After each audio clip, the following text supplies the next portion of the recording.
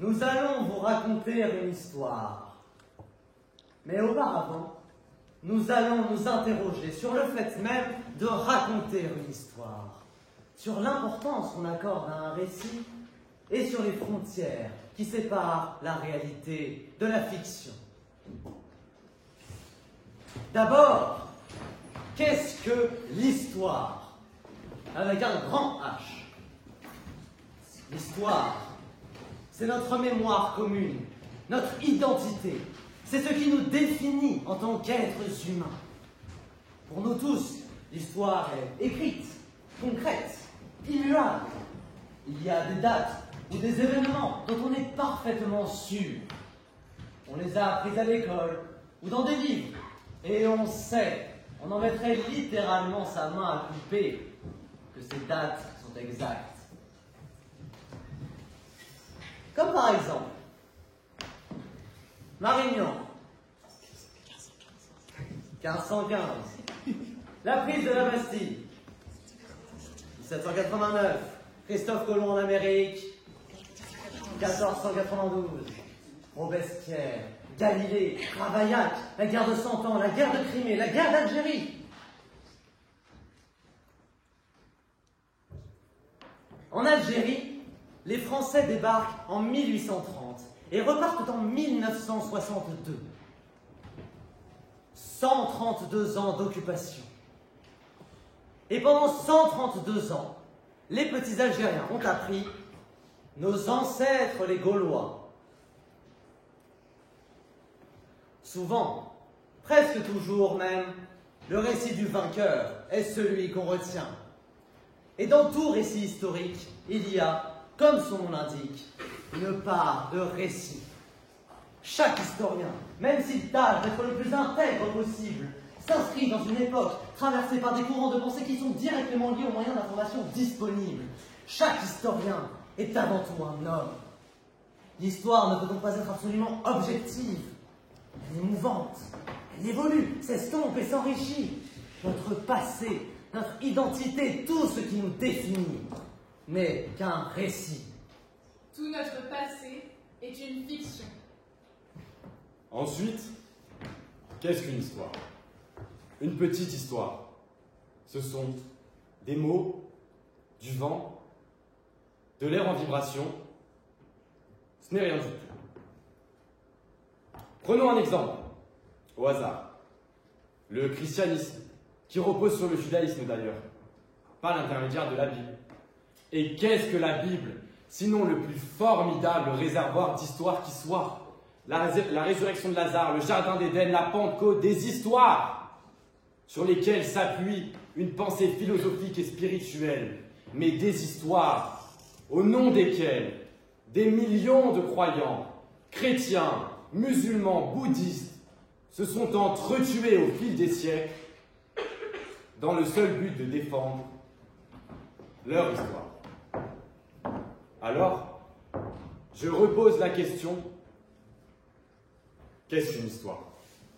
C'est un fait divers, daté du 14 juin 2001, dans un grand quotidien algérien.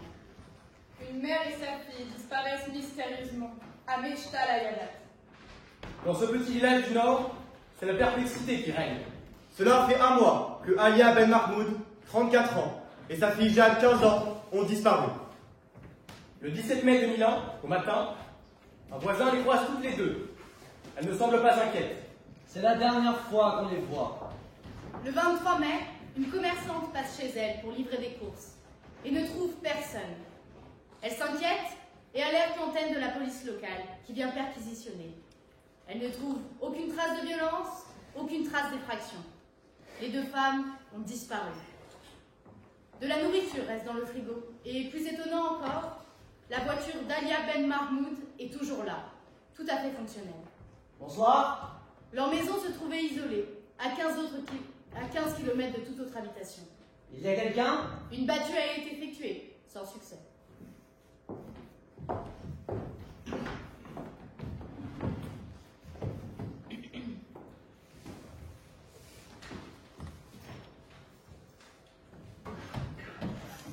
Bonsoir. Oh, bonsoir madame, c'est absolument incroyable de trouver ça en plein désert comme ça. Non, je suis navré, je suis désolé, je ne sais pas ce qui m'a pris. Je suis désolé, je roule depuis des heures. Vous trouvez une chambre? J'ai pris des pistes invraisemblables. Parfois il y a des panneaux dans le mauvais sens et parfois il n'y en a pas du tout. Je veux bien une chambre, oui, s'il vous plaît. Jeanne? C'est mal indiqué. C'est très bien indiqué, je me suis retrouvé derrière la palmeraie. Oh non merci, je vais rester debout, vous savez, après des heures de voiture.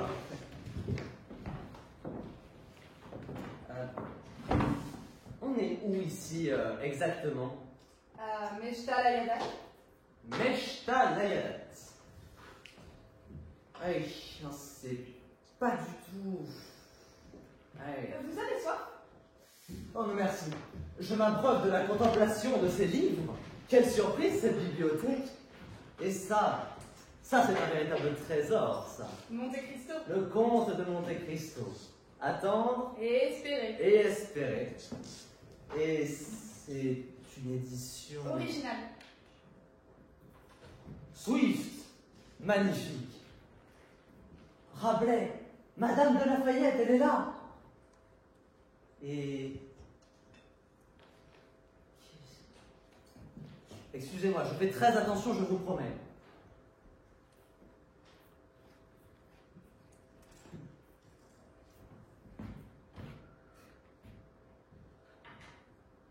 Pardonnez-moi, c'est la première fois que j'en tiens un dans mes mains. Mais c'est un incunable, ça? Oui. C'est exactement ce qu'on appelle un incunable. Un ouvrage imprimé dans le 1er siècle qui suit l'invention de l'imprimerie. Oui, vous le savez, bien sûr. Mais d'où ça vous vient, ce trésor? Un héritage. Un héritage. Un héritage de famille, oui, bien sûr. Vous avez des origines françaises? Qui n'en a pas? Des origines françaises, évidemment. Votre père? Ma mère. Votre mère, d'accord. Et c'était sa bibliothèque? Non, celle de ma grand-mère. Ah, sa mère à elle, donc. Non, de mon père. Algérien. C'est votre grand-mère, Algérienne. algérienne, qui vous a légué cette magnifique bibliothèque. Et la maison. Et la maison aussi. Donc, dans cette famille, tout se transmet par les femmes. En quelque sorte. Et votre mari n'est pas là? Non, mon mari n'est plus là. Ah. Ah. Je suis désolé, je ne voulais pas... Mais... Il n'est plus là, quoi. Il est mort? Non, Ah. non. Il est rentré en France. Il a divorcé. Ça fait 6 ans. Et quand un homme divorce en Algérie, la femme n'a droit à rien. Alors Jeanne et moi, nous sommes venus vivre ici, à Meshta Layadat. C'est le seul bien qui nous reste. Mais c'est pas facile.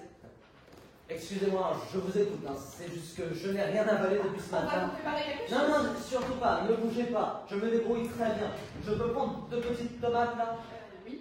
Peut-être 3, elles sont vraiment petites. Ne vous inquiétez pas, la cuisine, ça me connaît. C'est bien un oignon, ça. Plaisante. Donc vous disiez que ce n'est pas facile?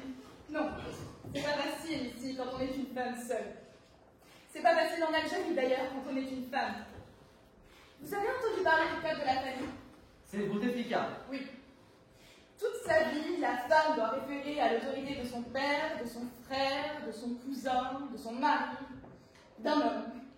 La femme est considérée comme une mineure toute sa vie. Vous savez, en France, jusque dans les années 60, les femmes n'avaient pas le droit d'avoir de chéquier. Dans les années 60. En Algérie, en 2001, on en est toujours au même point. Leurrés de respects apparents dans une servitude réelle, traités en mineurs comédiens, punis en majeurs pour nos fautes. Pour marcher, ça c'était un féministe. Il écrit ça en 1778 et c'est toujours valable ici, c'est intolérable. Mais pourquoi vous rentrez pas en France? On ne veut pas rentrer en France, on ne veut pas partir. Partir, c'est renoncer, partir, c'est abandonner. Excusez-moi, Je vous en prie. vous me faites parler. Et vous, alors? Moi? Oh. Tout le monde a une histoire. Vous avez une histoire, vous venez de me la raconter. Votre fille, sûrement, a une histoire. Moi, je porte une histoire.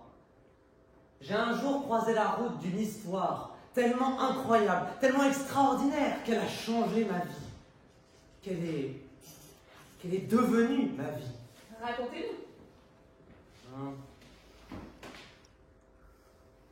Non, c'est trop long. Ah, mais je vous préviens, on est très mauvais public. C'est pour ça qu'on aime les livres. On les ouvre, on les ferme. Si votre histoire nous ennuie, on vous le dira. Bon. Alors, c'est l'histoire d'un homme qui est seul dans sa voiture et qui est complètement perdu. Non, ça, c'est vous, tout à l'heure, sur la route. Non. Cette histoire commence en France, un soir de mars 1988, en pleine forêt des Ardennes, à la nuit tombante. Il pleut depuis des heures. Et cet homme, seul dans sa voiture, cet homme est complètement perdu. Il ne sait pas où il est. Il ne sait même plus très bien qui il est. Il sait juste une chose. Il cherche son chemin.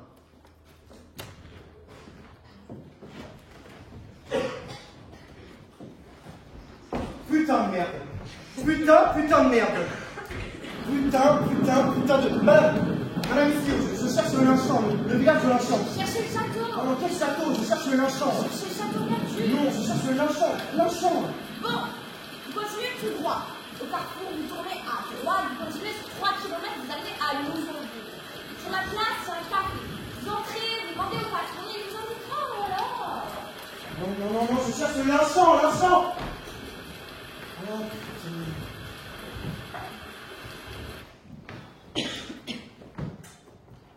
On va m'auto-fermer. T'es perdu, tu cherches le château. Quel château? T'as pas lu le routard? C'est une légende. Un château perdu habité dans la forêt par une princesse. Je cherche le Lynchant, le village de Lynchant. Un petit café d'abord? Ok, un café.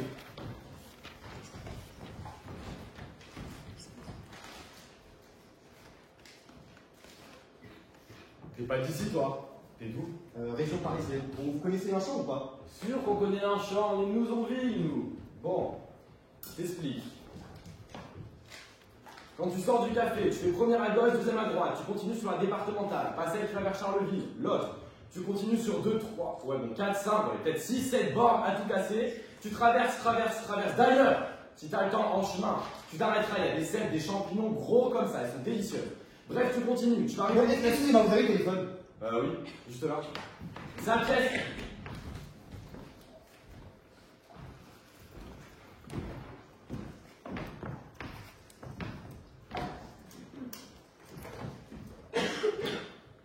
Allô, Sylvie, c'est moi.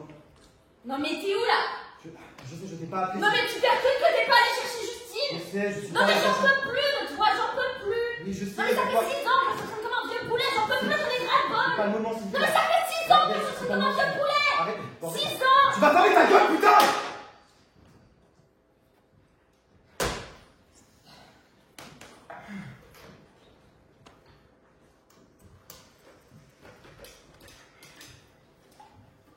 Bon, t'es où là? J'en sais rien, je suis dans un bled à Cousinville. Nous, zombies. Oui, bref, nous on vit, je me suis paumé, je suis dans les Ardennes. T'es allé voir ton père. Mon père est mort. On m'a appelé ce matin, j'étais au boulot, il est mort, il a fait une crise cardiaque. C'est pour ça que j'ai pas pu aller chercher Justine.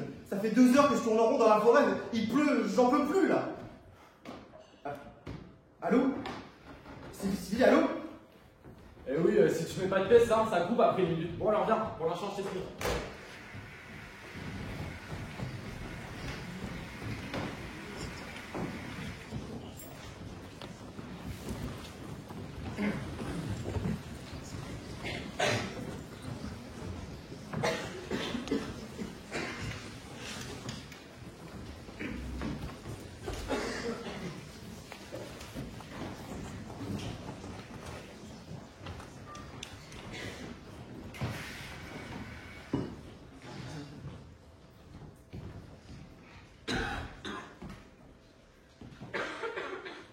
Monsieur Martin?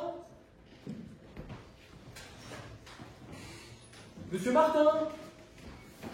Monsieur Martin? Vous êtes Monsieur Martin? Oui, oui.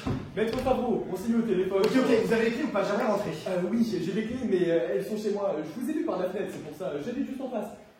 On va pas rester sous cette pluie, hein. Venez, ma femme a dû nous préparer quelque chose. Une petite poisson chaude. Oh, vous êtes là. Joséphine. Vous êtes arrivé enfin. Oh là là. Installez-vous, installez-vous. Aide monsieur à se défaire. Je vais prendre Ça va, merci. Oh là là. Qu'est-ce qui tombe? Vous êtes sur un petit café? Je vais bien m'en prendre. Merci, merci Joséphine, ça ira. Bon, et bien pour commencer, monsieur Martin, toutes mes condoléances. Nous aimions beaucoup votre père. Vous avez également un frère aîné, il me semble, Henri. Henri, oui. Henri. Il vit aux États-Unis, je crois? Au Canada. Au Canada, exact. Vous avez réussi à le joindre? Oui, oui. Tant mieux, tant mieux. J'ai bien connu votre père, vous savez, nous étions voisins. C'était un homme charmant, un peu secret, mais on sentait un grand érudit, un grand lecteur. Il avait été journaliste par le passé, il me semble, avant de s'établir ici, et c'était... Enfin, nous l'aimions beaucoup. Oui. Mais je ne sais pas quelle relation... Je pense que vous le connaissez mieux que moi. Est-ce que je pourrais avoir les clés de la maison? J'aimerais rentrer. Oui, alors ça va pas être possible. Pas avant qu'on procède à la reconnaissance du corps, à l'hôpital. À Boigny-sur-Meuse. Vous plaisantez, c'est une plaisanterie. Ce n'est pas une plaisanterie, c'est la procédure légale, mais c'est à 20 km à peine, je vous emmène. Mais à Boigny-sur-Meuse. Écoutez, je sais que vous avez beaucoup roulé, venez avec moi, je vous emmène. On ne peut pas établir la demeure d'un défunt avant d'avoir procédé à la reconnaissance du corps.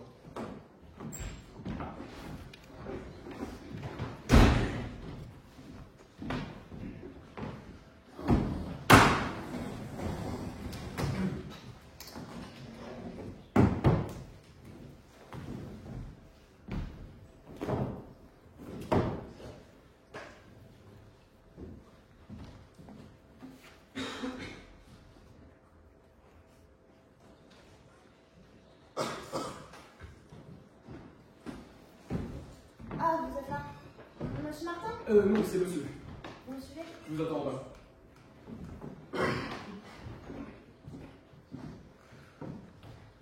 Excusez-moi. Vous pouvez rester.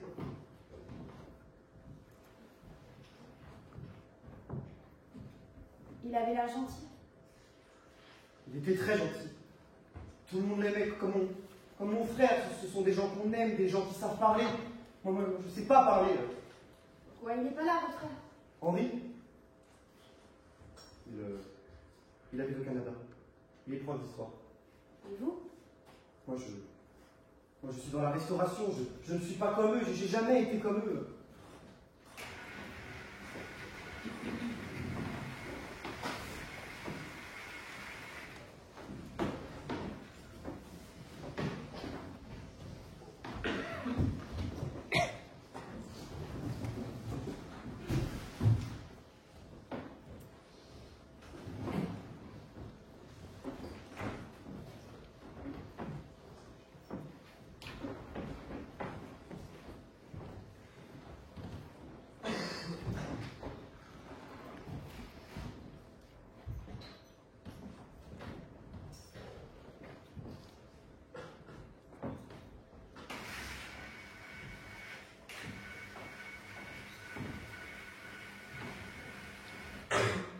Voilà, le tout, ça va être de trouver la bonne.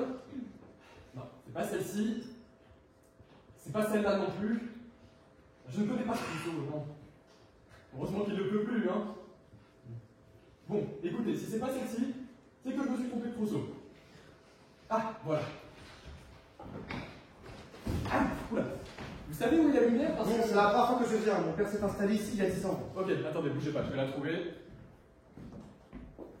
Voilà. On se demande pourquoi. Quelle magnifique bibliothèque! Je savais que votre père était un bon lecteur, mais je ne soupçonnais pas un tel trésor. Ah, et ça, c'est un bel ouvrage. Le comte de Monte Cristo. Attendre, et Espérez. Vous ne l'avez pas vu? Non, j'ai pas le temps de lire des livres. C'est une magnifique édition, originale, et paraphée pour Adélaïde, qui se reconnaîtra.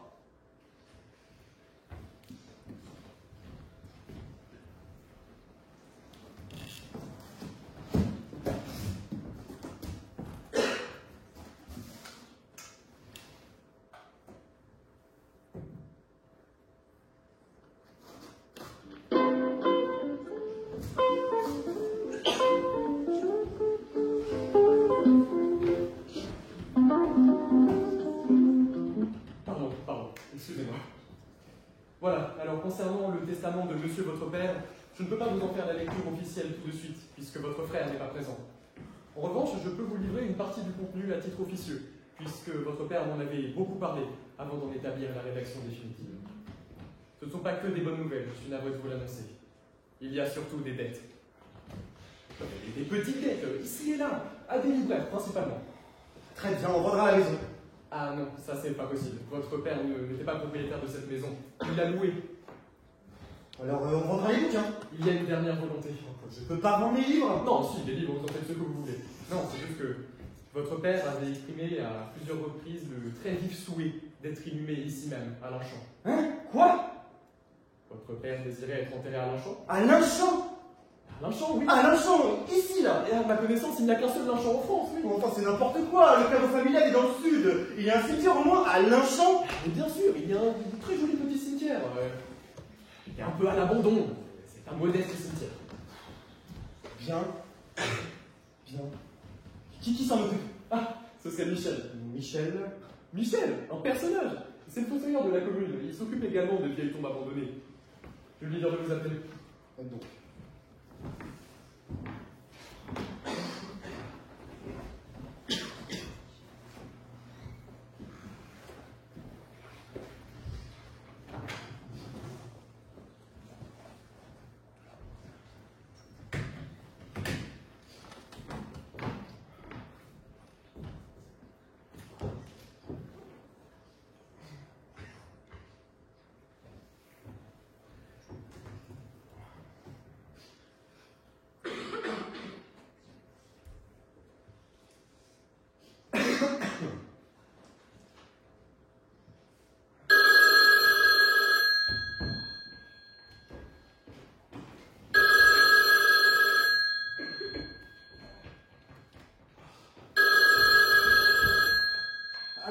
Allô?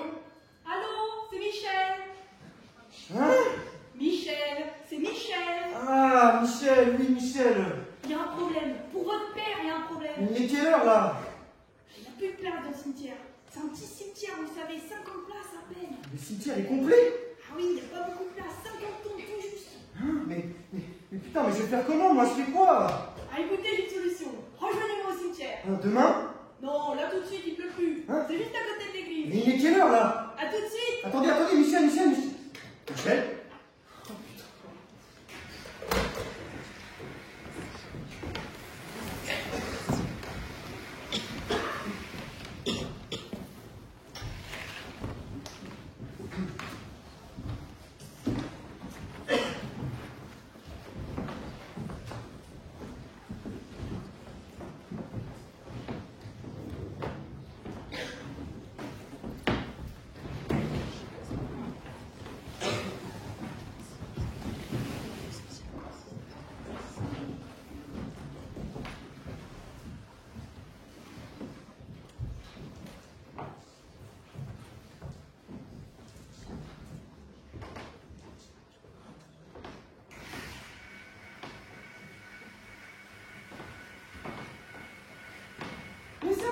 Monsieur Martin, bonsoir, Michel Le Bourru, enchanté, on se tutoie. Ah, la lampe! Oh, ce que tu ressens, la compère.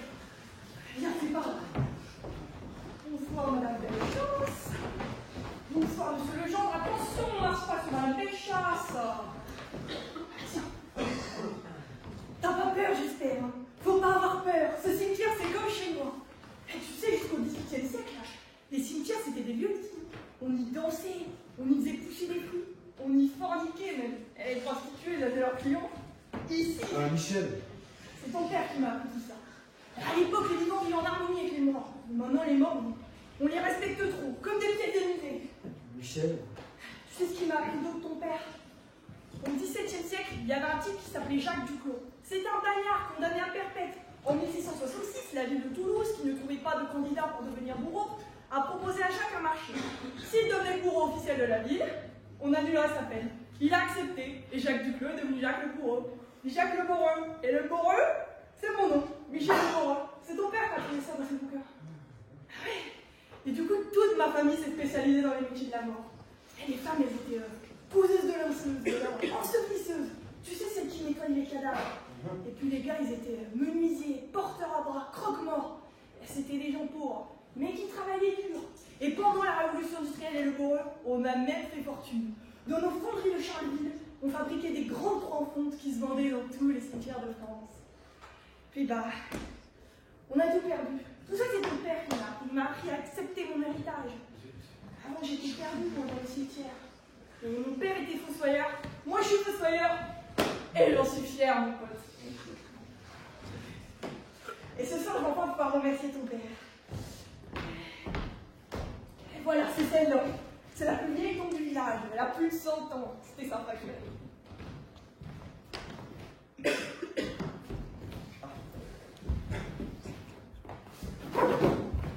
Honte. Antès. Antès. A-L-T-E-S. C'est pas un nom du coin, hein. Ça fait 20 ans que je travaille ici. J'ai jamais vu personne venir la courir. Alors qui que ce soit, ce monsieur Antès, ça fait peine lui qu'il a plus de descendants. Bon, on enlève la terre tombale, on sort le cercueil, et on l'enterre à côté du village. Michel, on peut pas faire ça. Mais si, je le connais bien, moi, les corps. Au bout de 100 ans, c'est plus que de la poussière et des os. Ah, il y a plus de place pour ton père au cimetière de Longchamp? Eh ben, on va lui faire la place. Allez, viens, mon pote, j'ai des pelles dans la remise.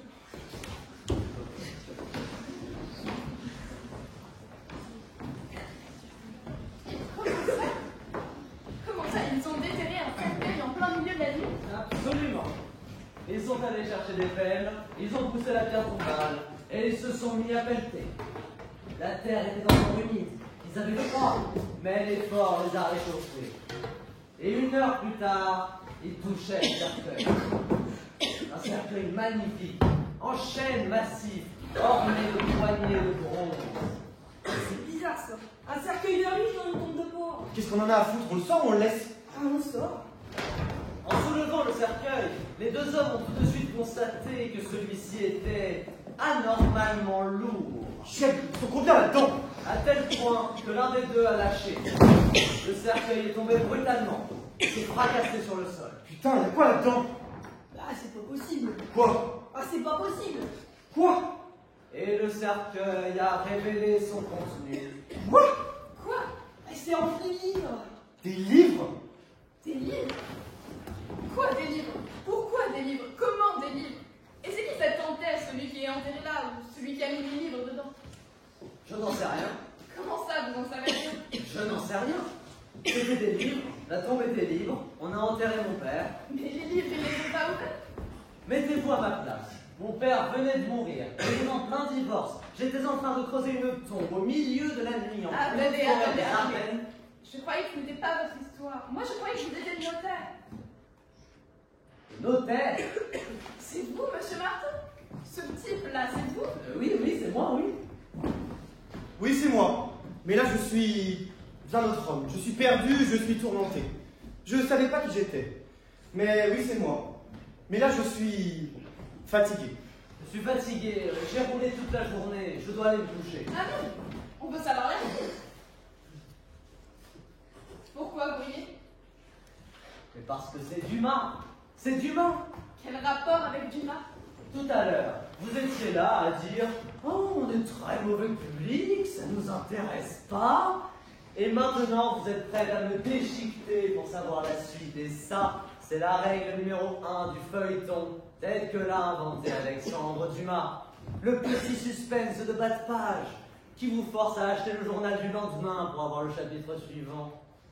Le comte de Monte Cristo, les 3 mousquetaires. On s'en fout de Dumas, on veut savoir la suite. D'accord, d'accord, d'accord. Quoi des livres? Pourquoi des livres? Comment des livres? Eh, c'est qui cette Antès? Celui qui est enterré là ou celui qui a mis les livres dedans? Mais j'en sais rien. Et les livres, tu veux pas les ouvrir? Et on s'en fout des des livres. Mon père vient de mourir, je suis en plein divorce. Je suis en train de creuser une tombe au milieu de la nuit dans la forêt des Ardennes, à espérer que la pluie ne se remette pas à tomber. Les livres, ils ont peut-être plus de 100 ans. Je ne suis pas dans les mythes et dans les histoires, moi. J'en ai rien à foutre des livres. Moi, je me lève à 6 h du matin pour aller couper de la viande. Et quand je rentre le soir, tout ce que je veux, c'est allumer la télé pour pouvoir m'endormir devant. Parce que j'ai le dos cassé. Tu comprends? Le dos cassé. Alors quoi? On les jette? Non, prends-les sur ta toi. Ah non, hein. C'est ton père qu'on va en tirer là. C'est ta tombe, c'est tes livres, c'est ton directeur. Ok, on les met dans le coffre de ma voiture, ça marche? Ouais, ça marche.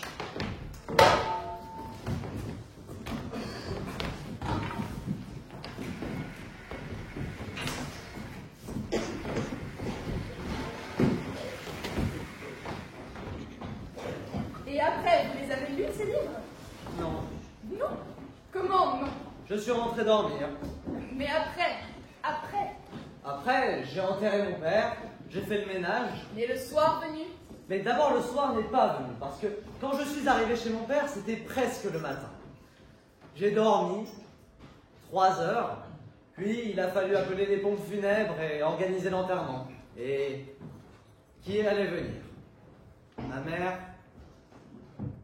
morte. Ma femme, mon frère, votre frère,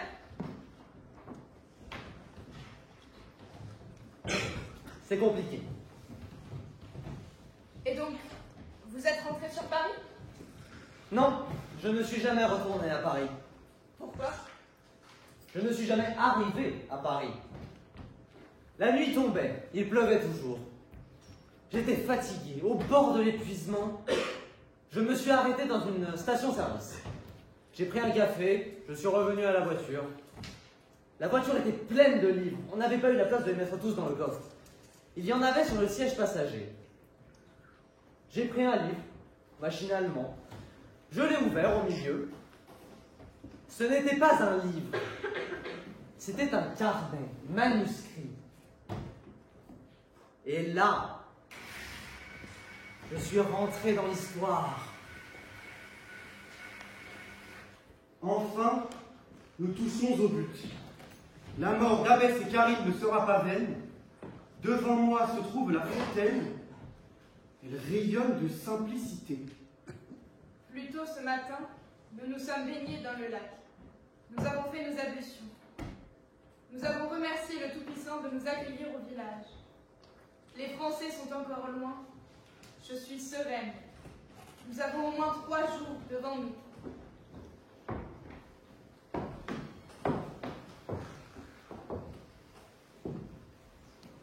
La fontaine est magnifique. La pierre est sculptée, les ornements simples et purs. Et en liseré, entourant le rebord, je peux distinguer l'arbre au calice. Nous avons longuement contemplé la fontaine. Puis, un homme sans âge, à la haute stature, nous a fait signe d'entrer dans sa maison. Il semblait nous attendre, il semblait nous connaître. Le trésor des Saxe de Bourville est ici. Après un long voyage de 10 ans, qui m'a mené aux confins de ce monde nouveau, je touche au but. Nous touchons au but. Les Français sont loin derrière. Les Prussiens ne savent même pas que nous sommes en Alger. Nous sommes les premiers à atteindre la fontaine de Sidi Zouaoui. Sidi Zouaoui? Vous connaissez? Sidi Zouaoui, en Algérie. Vous connaissez? C'est un village. Il y a un lac, quelques maisons. C'est loin d'ici? Non, enfin, 50 km. 50 km. Je peux y être en 1 heure? Pas plus. Comment je fais pour y aller? Vous prenez la rue Benkagout, vous passez par Benina, ensuite c'est de la piste, mais... Mais je suis dans le jeep, j'y vais. Attendez, Quoi? la suite de l'histoire. Je dois y aller. Je vous dois combien pour la chambre? Pour le repas? Viens, il y a la suite de l'histoire. Je dois vraiment y aller. Mais s'il vous plaît. Je viens avec vous.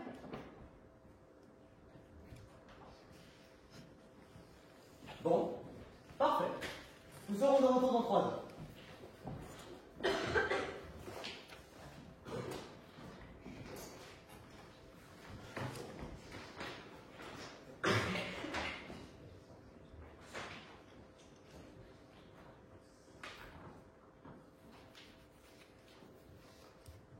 Et après? Après, j'étais harponné.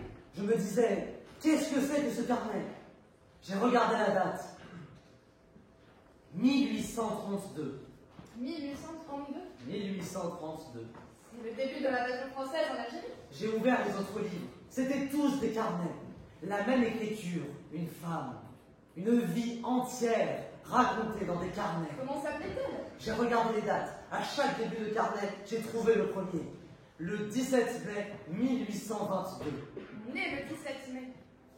C'était il y a 150 ans, non plus. 179 ans. 179 ans. C'était encore en Algérie? Attendez, je tourne à gauche ici. Non, tout droit. Ok.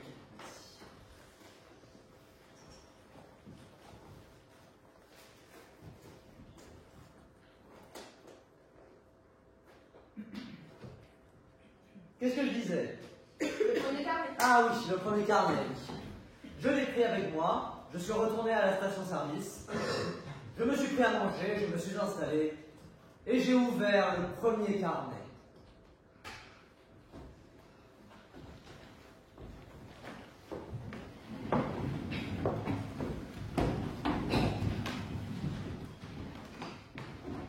« 17 mai 1822. Aujourd'hui, j'ai rencontré l'homme qui m'a donné envie d'écrire. Pourquoi maintenant? Pourquoi ici? Après tout, cela semble évident. C'est ici que tout commence. C'est aujourd'hui, dans cette diligence. Le temps est médiocre, pleut à grosses larmes. Les routes sont boueuses, l'intérieur est humide. Mais mon cœur, enivré de tant de sensations nouvelles, fait des bonds et résonne dans ma poitrine si fort que je l'entends et cache mon trouble à grand-peine. Villers-Cotterêts! Villers-Cotterêts! A crié le cocher. Un homme est monté. Nous sommes deux dans cette diligence qui m'emmène vers le commencement.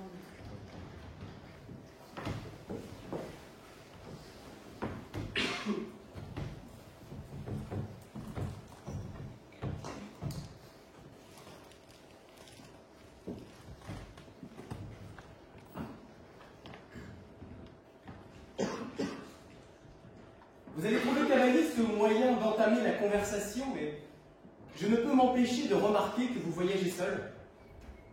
Vous êtes fin observateur. Pardonnez-moi, c'est que je suis tellement heureux de voyager en la compagnie d'une jeune femme que ma bouche parle avant même que ma tête ne lui en ait donné la permission. Parlez, parlez, j'aime entendre. Il est beaucoup de gens dont la facilité de parler ne vient que de l'impuissance de se taire. C'est joli, mais ce n'est pas de vous. Non, Savinien Cyrano de Bergerac. parfaitement. Et je rajouterais même que ce n'est pas de lui non plus. Car Sénèque disait déjà, celui qui ne sait pas se taire, il ne sait pas parler. Et La Fontaine de conclure, il est bon de parler et meilleur de se taire. Mais si tous font tant l'éloge du silence, pourquoi est-il si bon de parler? C'est un vaste sujet, monsieur, sur lequel j'ai eu le loisir, si vous le permettez, de développer une théorie. Rien ne me ferait plus plaisir que de l'entendre. Ma théorie est simple. La vie est un récit. Poursuivez. La vie est un récit. Et chaque vie, chaque récit sont eux-mêmes constitués d'une multitude de récits, d'une infinité. Tout est fiction. Tout. Tout. Et en ce monde, celui qui détient l'information, celui qui détient les clés du récit, celui qui sait mieux raconter l'histoire, devient le maître. Peu importe les titres de noblesse ou les privilèges, celui qui sait bien parler peut lever des armées et embraser des nations. Embraser des nations. Un jour viendra, vous verrez, où l'information sera totale et immédiate.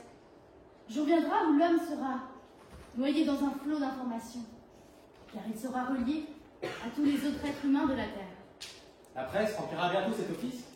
Et qui contrôlera la presse contrôlera le monde. Voyez-vous donc, s'il existait quelqu'un de si extraordinaire, capable de raconter une histoire, un chapitre seulement paraîtrait chaque matin. Et ce chapitre serait si passionnant qu'on serait obligé d'acheter le journal suivant pour connaître la suite. Et l'on serait alors lié aux nouvelles que colporterait ce journal. Et alors, on pourrait faire croire n'importe quelle ineptie aux hommes. Et les hommes iraient jusqu'à prendre les armes et s'entretuer, car ils n'ont pas d'autre choix.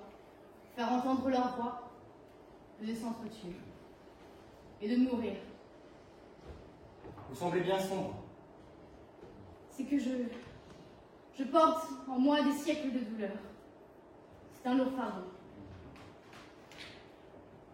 Mais vous, qui êtes-vous? Quel âge avez-vous? Vous montez pour la première fois à Paris?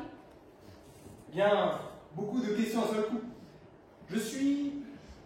mais fort peu de choses, à vrai dire. Fils d'un brillant général d'armée à la grande carrière militaire, je ne suis qu'un petit saute-ruisseau. J'ai 20 ans et je monte à Paris pour y être clerc de notaire. Et peut-être, pourquoi pas, écrire moi-même un vaudeville ou deux. L'ambition ne vous dévore-t-elle pas? En faut-il à un homme pour être heureux? Vous devez bien cultiver en vous une passion dévastatrice. Peut-être. J'aime... Mais vous allez penser que je dis cela pour vous plaire.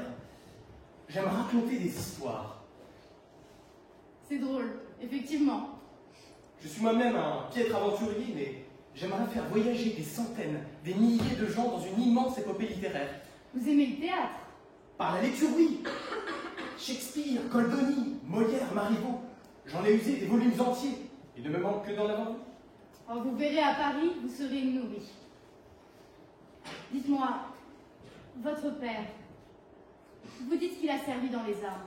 S'il s'est illustré, cela devait être pendant... Pendant la Révolution, bien sûr. Mon père était un grand républicain. Bien sûr. Vos yeux partent à nouveau dans le vague. Que veulent-ils dire? Jeune homme, nous ne nous connaissons pas, et je puis affirmer sans rire ni trembler que, passé cette nuit, nous ne nous reverrons jamais. Je porte en moi une histoire qui me pèse comme un fardeau. Je vais vous la raconter, et après vous, elle n'ira nulle part. Et vous devez me jurer sur ce que vous avez de plus cher au monde, que jamais, au grand Dieu, jamais, vous n'en écrirez une ligne, vous n'en parlerez à une autre âme humaine. Je serais un bien grand scélérat si je trahissais une parole donnée à une femme. Vous le jurez donc. Sur ma vie, sur ma mère, sur mes futurs enfants, je le jure, mais parlez, quelle est donc cette histoire? C'est la mienne. Je suis née le 17 mai 1792. Le 25 avril avait lieu la première exécution à la guillotine. On murmure que son invention fut financée par des ennemis de ma famille. À ma naissance, on me fit évader.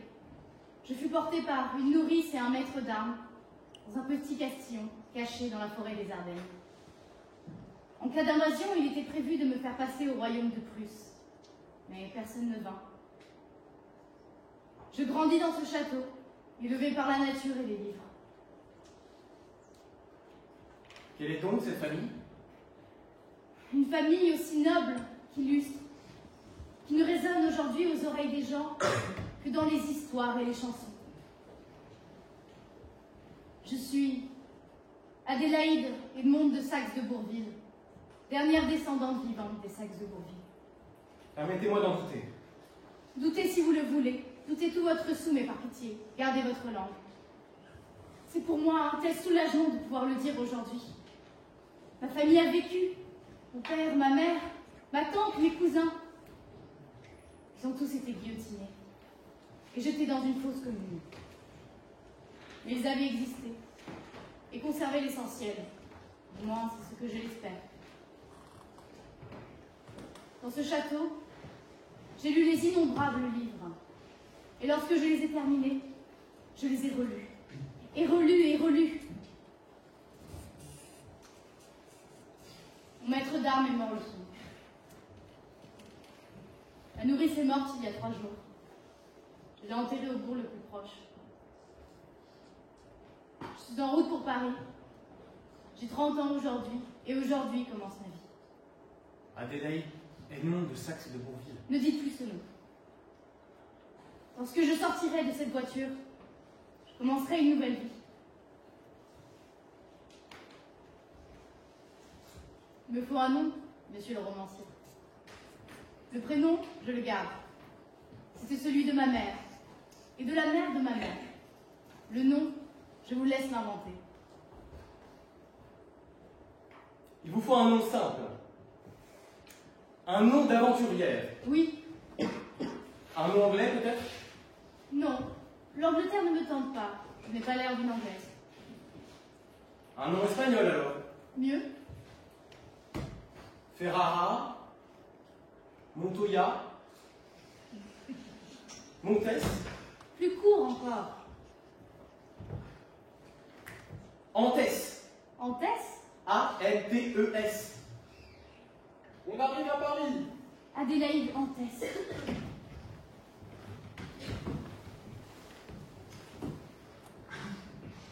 Vous devriez l'écrire, vous savez, cette histoire.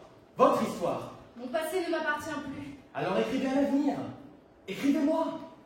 Je ne peux rien vous promettre. Ne promettez rien. J'habite rue de Wagram, chez Maître Menosso, à Paris. Écrivez-moi, Adélaïde Antès. Mais quel est votre nom? Alexandre. Alexandre Dumas. Alexandre Dumas.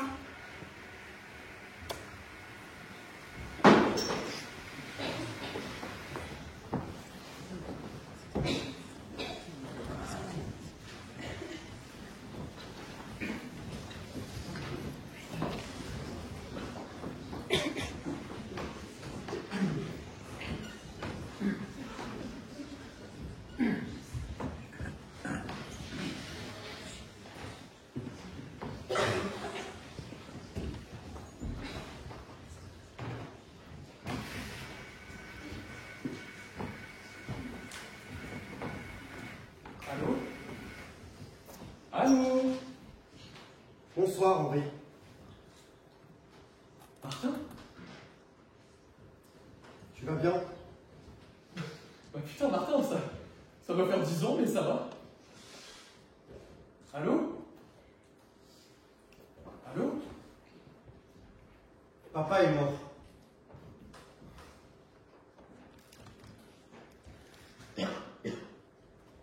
On m'a appelé ce matin, j'étais au boulot, il est mort. Je l'ai enterré. Pourquoi c'est toi qu'ils ont appelé? J'en sais rien, c'est moi, c'est tout. Il est enterré à Longchamp. Il nous lègue des dettes. Ne vends pas les livres. D'accord, D'accord? d'accord. Et la maison, On en reparlera. on en reparlera? On en reparlera. Comment ça va, toi? On en reparlera. Bon, bah, je t'embrasse. Moi aussi. Au fait, Ouais. non, rien, enfin. C'est vraiment une connerie, mais. Il avait quel âge, Alexandre Dumas, en 1822? Tu me poses le col, là. C'est parce que j'ai lu un bouquin et. Je lis un bouquin, toi? Bon, laisse tomber. Attends. Alexandre Dumas, en 1822, il a 20 ans. C'est l'année où il monte à Paris. Et il venait d'où? Villers-Cotterêts, il me semble. Allô? Ouais, merci. Et juste un dernier truc. Ça te dit quelque chose? Saxe de Bourville. Où est-ce que t'as entendu ce nom? Je sais pas, T'as fouillé dans les papiers de papa? Mais non, je l'ai entendu dans une émission ou à la radio. Je me suis dit que tu saurais, c'est tout. Saxe de Bourville? Saxe de Bourville. C'est une légende. Une grande famille, très très vieille noblesse française, qui aurait possédé une fortune gigantesque. Un trésor à la Monte Cristo, tiens. Un trésor? C'est une légende. Ils auraient supposément tous été guillotinés sous la terreur. Mais on n'a aucune trace écrite de leur existence. C'est une histoire. C'est juste une histoire.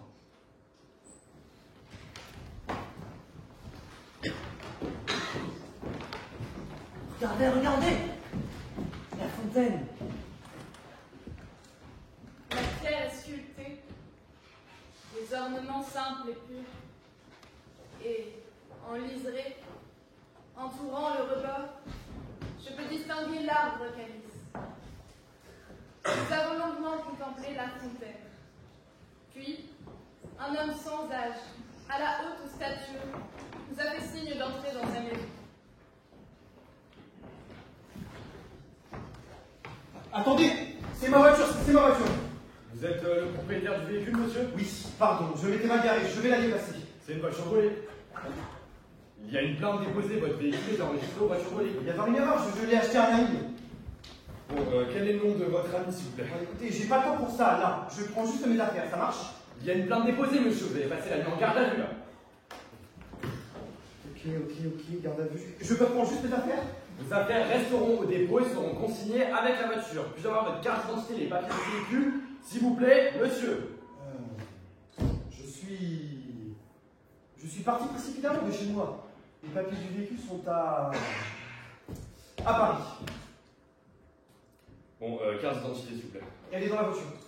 Je me suis penché dans la voiture pour trouver ma carte d'identité. Et juste avant que le policier ne me saisisse le bras pour m'emmener au poste, j'ai eu le temps de glisser un des carnets sous mon manteau, sans savoir duquel il s'agissait. Et vous êtes allé en garde à vue? Eh oui, à Rethel, un charmant petit poste de police. Mais cette voiture, vous l'aviez volée? Merci. Oh putain, c'est chaud. Choukra. C'est ça. En berbère, on dit ça. Ah, Sarah beaucoup. Il dit que vous êtes le premier étranger à venir contempler la fontaine depuis 6 générations. Est-ce qu'il sait de quand date cette fontaine? Du Moyen-Âge. Du Moyen-Âge? Elle a été construite par les croisés. Les croisés sont venus jusqu'ici. Il dit que le dernier étranger qui est venu ici était une femme. Son ancêtre l'a accueillie. Et elle parlait arabe, comme une arabe. Flous. Elle a donné de l'argent à son ancêtre. Pourquoi? Pour creuser autour de la fontaine. Ils ont trouvé quelque chose? Il ne sait pas. Quelques années plus tard, la femme est revenue. Elle a amené un objet. Quel objet? Un tableau. Un tableau. Il a toujours ce tableau?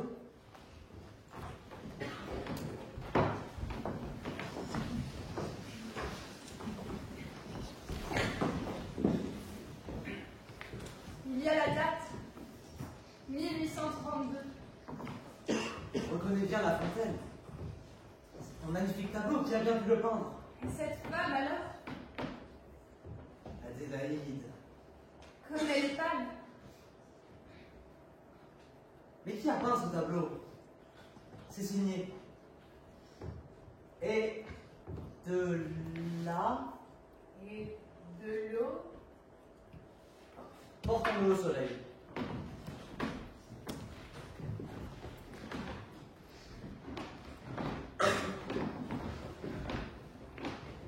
Eugène, y en a-t-il encore pour longtemps? Un instant, ma chère. Rome ne s'est pas faite en un jour. Ni détruite? Que dites-vous? Vous êtes sûr de ne pas avoir été suivi? Oh, il me croit encore sans doute dans un de ces bordels d'Alger. Je ne vous ai pas encore remercié, au fait. Si vous n'étiez pas intervenu dans ce différend qui m'opposait au frère de la jeune fille... Non, pardon. Vous maîtrisez la langue arabe avec une aisance qui m'a confondu. Les livres et les salons n'apprennent pas tout. Et puis, c'est tout de même un hasard extraordinaire que vous me trouviez alors que je vous cherchiez. Le hasard n'existe pas. Ici, on dit Mektoub, le destin. Hop, hop, hop. Et la main. Sur le rebord. Et qu'avez-vous trouvé au pied de cette fontaine? Rien. Quelques mots gravés dans la pierre. Lesquels? Ils ne vous diront rien. C'est du grec. Dionys, Esté, Pegetetoes. Le savoir est la source de la vie. Vous savez le grec? Je l'ai appris dans les salons et les livres. Le savoir est la source de la vie. C'est joli. Et rien d'autre. Aucun trésor d'aucune sorte. Non. Vous êtes souffrante? C'est le soleil. Vous avez bientôt fini? Bientôt.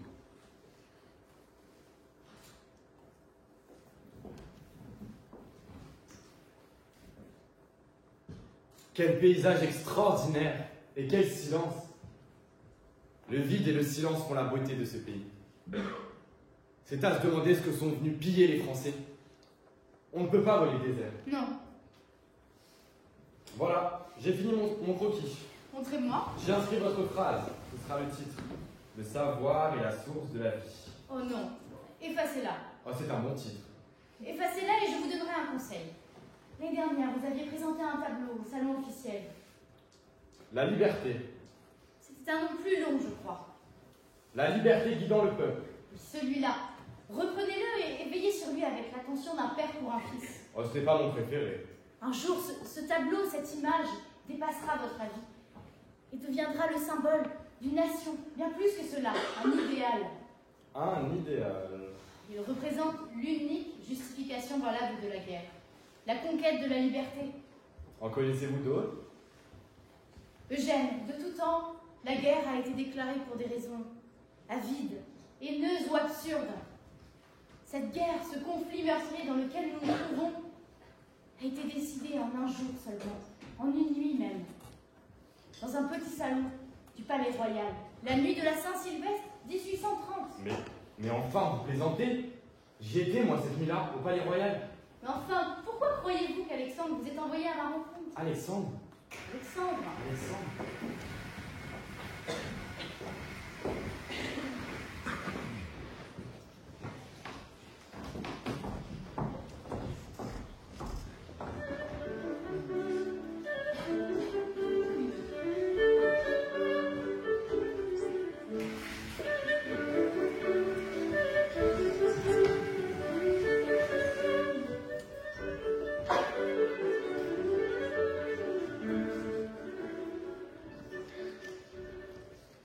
Alexandre! Alexandre! Alexandre! Regarde! Stendhal, Chateaubriand, Lamartine! Mon cher, si nous manœuvrons bien ce soir, c'est la gloire et la fortune qui nous attendent. La gloire et la fortune. Parfaitement! Faire rire la bonne protectrice, séduire la bonne baronne, et c'est une bourse ou un théâtre qui s'ouvrira entre tes mains. Regarde! C'est le jeune Victor Hugo. Hugo. Oh, allons, tu le vaux 20 fois. Non, il y a dans ses écrits une intelligence que je n'ai pas. Il n'est qu'un penseur. Un écrivain, un vrai. Bon d'accord, tu es un amuseur, un raconteur, mais nous sommes des jouisseurs, non? Laisse-lui l'intelligence. On dit que le roi va peut-être passer. Je me fiche bien du roi, Eugène. Tu as encore reçu un carnet. Une lettre cette fois-ci. Alexandre, tu es amoureux d'une chimère. D'abord, elle est vieille. Elle a 40 ans. 38. Et puis, tu ne l'as rencontrée qu'une seule fois et tu ne l'as pas connue bibliquement. Je la connais mieux que ça. Je la connais intimement. Elle me partage tout. Ses idées, ses envies, ses craintes, ses voyages. Elle a tout fait, Eugène. Elle a traversé la Chine, les Indes, les Amériques. Elle a frôlé 20 fois la mort et 20 fois j'ai tremblé pour elle. Monsieur Dumas tremble pour une invention. Mais qui te dit qu'elle ne t'envoie pas ses lettres assises bien au chaud dans un fauteuil en Bretagne? Tiens, elle a croisé la route d'un certain Pierre Picot. Tu en as entendu parler? Fiction, sans doute. Un roman extraordinaire. Un cordonnier envoyé en prison suite à la conspiration de ses prétendus amis. Il y reste 7 ans. 7 ans. Se lie d'amitié avec un prêtre italien voisin de cellule qui, à sa mort, lui lègue une fortune colossale. Extraordinaire, non? A-t-elle au moins trouvé son trésor, cette Adélaïde? Moins fort. Elle s'y rend au moment même où nous parlons. Alexandre, j'ai de la peine à te voir comme ça une bonne fois pour toutes. Le trésor des sacs de Bourville est un mythe. Les sacs de Bourville eux-mêmes sont un mythe. Ne prononce pas ce nom ici. Sacs de Bourville, sacs de Bourville, sacs de Bourville! J'aime. C'est la fête, Alexandre, tout le monde s'en fiche comme d'une guigne. Bonne année, bonne année! 1830 sera une année de paix. Je te le dis, une belle année de paix. Monsieur Dumas, C'est moi. vous êtes prié de rejoindre le petit salon à droite. On vous y attend. La gloire et la fortune, Alexandre. Monsieur Dumas, asseyez-vous, je vous en prie. Puis-je vous offrir un rafraîchissement? Merci, j'ai assez bu. Votre ami parle beaucoup, et un peu fort. Eugène aussi a assez bu. Tant mieux, tant mieux. Après tout, ce soir, c'est l'éveillon, n'est-ce pas? Et puis, nous sommes entre gens de bonne compagnie. Comme votre ami, Ferdinand Victor Eugène de la Croix, fils, l'on ne sait trop qui, même si certaines rumeurs évoquent le prince Talleyrand. Et vous? Et moi, Alexandre Dumas, fils de Thomas Alexandre Davy de la Pailletterie, dit général Dumas. Général Dumas. Ah, oui. Votre père était un noir, il me semble. Mon père était un mulâtre, mon grand-père était un noir, mon arrière-grand-père était un singe. Vous voyez, ma famille se termine là où la vôtre commence. Eh bien, moi, je suis Jules Auguste Armand de Polignac, comte de Polignac et prince du Saint-Empire. Ce sont des gens comme votre père qui nous pourchassèrent et nous massacrèrent. Mais nous savions, voyez-vous, nous savions que la République n'était que passagère. Chaque peuple a besoin d'un roi pour le guider. Et chaque roi a besoin d'une éminence grise pour gouverner à sa place, tandis que celui-ci chasse ou courtise les servantes. Je suis cette éminence. En ce jour de l'an 1830, je suis Premier ministre du Royaume de France, alors que vous n'êtes rien. D'un claquement de doigts, je puis vous faire disparaître de la surface de ce monde, et personne ne s'en apercevrait. Alors, je vous en prie, rasseyez-vous.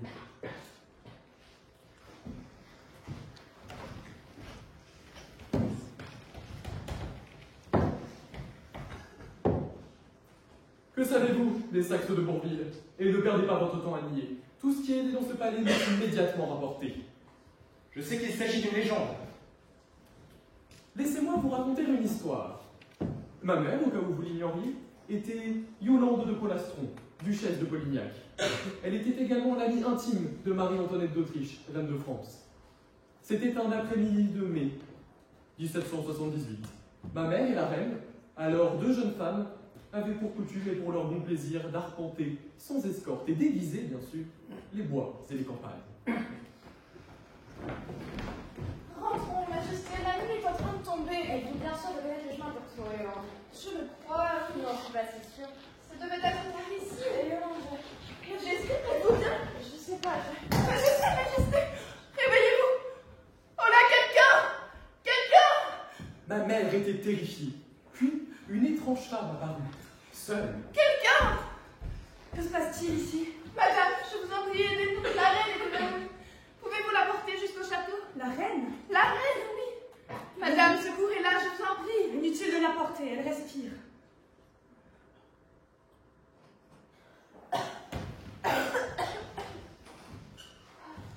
Vous sentez-vous mieux?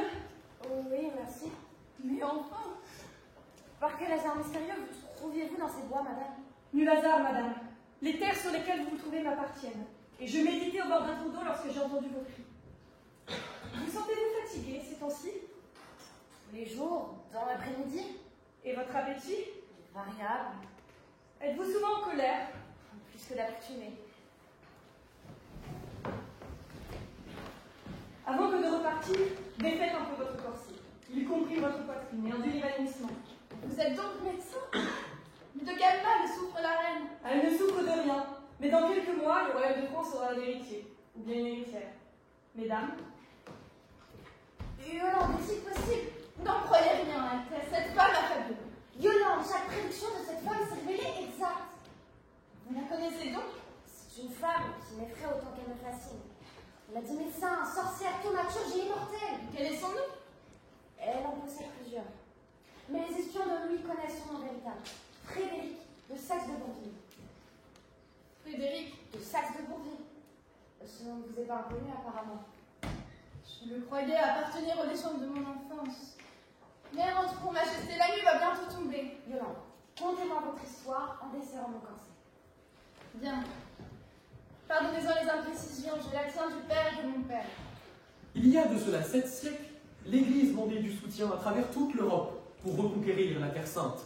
Ce fut alors qu'un roturier nommé Guillaume leva sur ses propres deniers une armée qui rejoignit Godefroy de Bouillon. Une armée de 4000 hommes. 4000 hommes? Au cœur de cette armée avançait, sur des roues de métal, un chariot, au poids égal à 4 ou 5 de la catapulte. Que contenait-il? Un trésor immense. De l'or, des rubis, des diamants, des perles. Ils atteignirent Jérusalem et participèrent activement à la prise de la ville.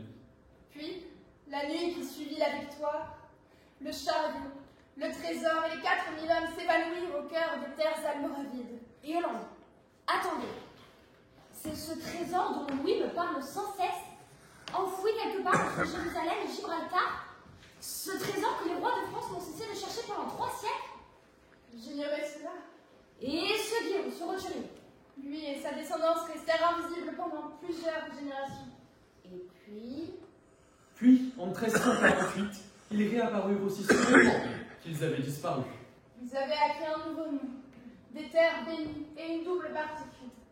Vous voulez dire que... Frédéric de Saxe de Bourville est la descendante de ce Guillaume qui perdit 4000 hommes à Jérusalem en l'espace d'une seule nuit.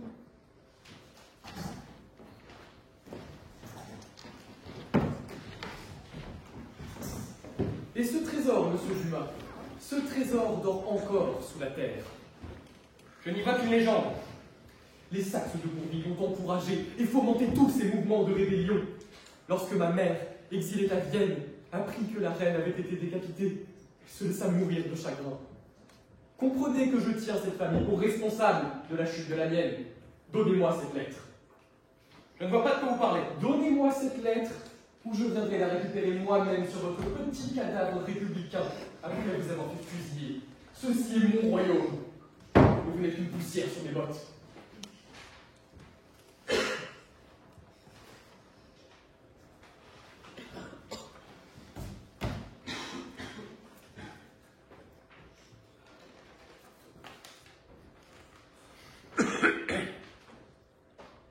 En Algérie? Le trésor de Saxe de Bourville est en Algérie? Louis! Louis! Monsieur de Beaumont, je vous présente Monsieur Alexandre Dumas, vaudevilliste. Monsieur Dumas, voici Monsieur Louis de Beaumont, ministre de la guerre. Vous ne profitez pas de la fête, Jules? Mieux encore, j'en prépare une autre. Monsieur de Beaumont, combien d'hommes avons-nous prêts à combattre? Je dirais 30 000, 35 000 en mobilisant. Et la flotte? Environ 500 bâtiments, En combien de temps pouvons-nous mobiliser? 1 mois.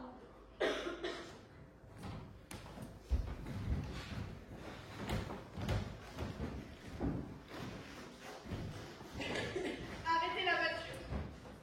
Oh, arrêtez la voiture. Vous êtes en train de me dire 132 ans d'occupation, de guerre, de massacre. Tout ça pour un trésor? Non, Pour une histoire? c'est un avion là-bas. Les croisades, la révolution. Et quoi après, le pape? Il y a un aéroport ici. C'est une petite piste, un avion de tourisme. Vous trouvez pas ça un peu gros? Je ne vous demande pas d'y croire. Et le carnet, vous l'avez lu? C'est le propriétaire de l'avion là. Comment s'appelle-t-il? Mokhtar. Et la voiture, vous l'avez retrouvée? Non. Enfin, si, mais. Non, c'est une longue histoire. Monsieur Mokhtar, bonjour, je m'appelle Martin.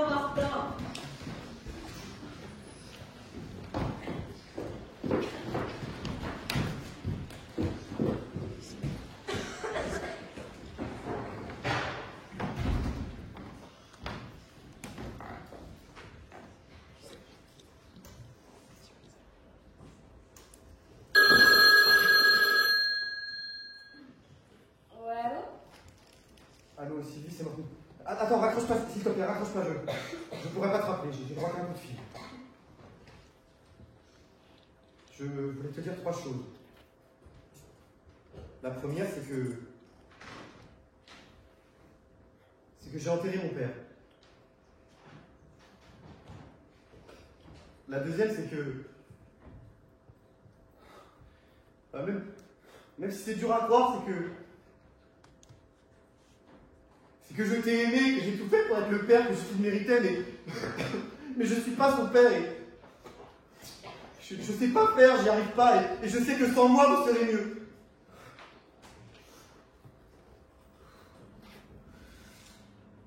Écoute Sylvie, je vais essayer d'être le plus concis possible avant de te rencontrer. J'ai fait pas mal de conneries, je buvais beaucoup, j'ai volé des voitures.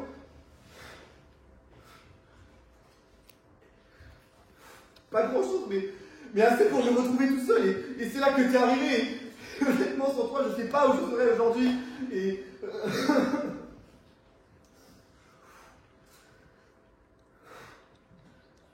Mais là, je suis au poste dans les Ardennes et ils m'ont confisqué la bagnole. Et comme tu le sais, la bagnole, je l'avais achetée à Julien et Julien, il l'avait volée. Et ça s'appelle du recel, ça s'appelle une récidive. Et ça va me faire congé pour un enferme. Mais je peux pas aller en prison pour un enferme. Alors je pars. Non, Martin! Je quitte le pays, je pars, je sais pas où, je sais pas si je vais rentrer. Demain, je passe la frontière. Merci.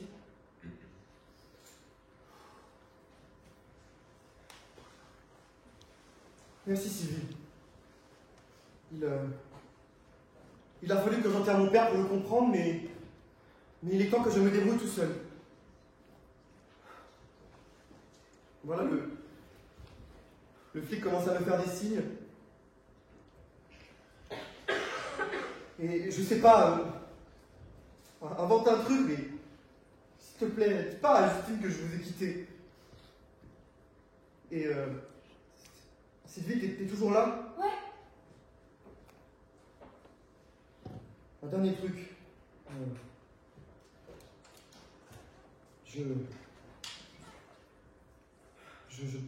Je t'ai piqué 5 000 francs.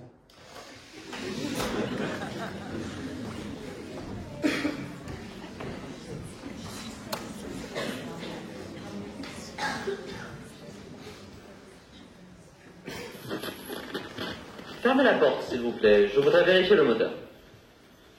Enfin donc, le lendemain, j'ai quitté la France. Qu'est-ce que vous faites? Oui, j'ai négocié de faire un petit tour du site. Je le paye à l'atterrissage. Attendez, vous lui avez parlé 5 minutes et il vous confie son avion? Que voulez-vous? S'il y a une chose que je crois savoir faire, c'est raconter des histoires. Vous savez piloter? J'ai pris quelques cours. Par correspondance. Check. Non, j'ai peur. Laissez-nous descendre. Ah non, l'avion est en marche. Et les ceintures alors? Donc, je vous disais que j'ai quitté la France le lendemain. Maman, l'avion. Oh, mais ne vous inquiétez pas, j'ai déjà fait ça plein de fois. Combien de fois? Au moins 2. Vous avez pensé à sortir le rétro? Le rétro? Attention, je plaisante. Je plaisante.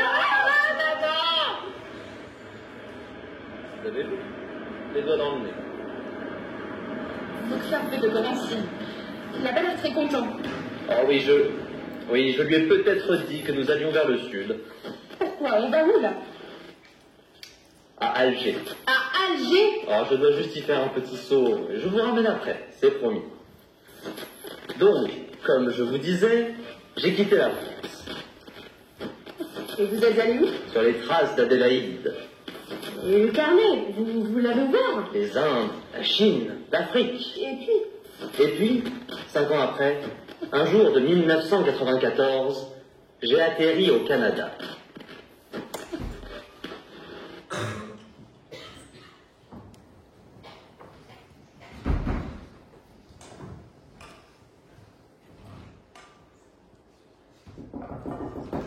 Lucie, tu vas ouvrir? Non, je peux pas, elle chatte.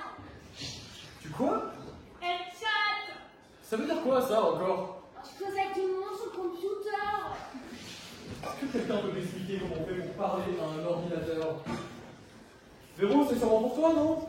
C'est peut-être Marie-France, elle m'a dit qu'elle était pour passer après le supermarché.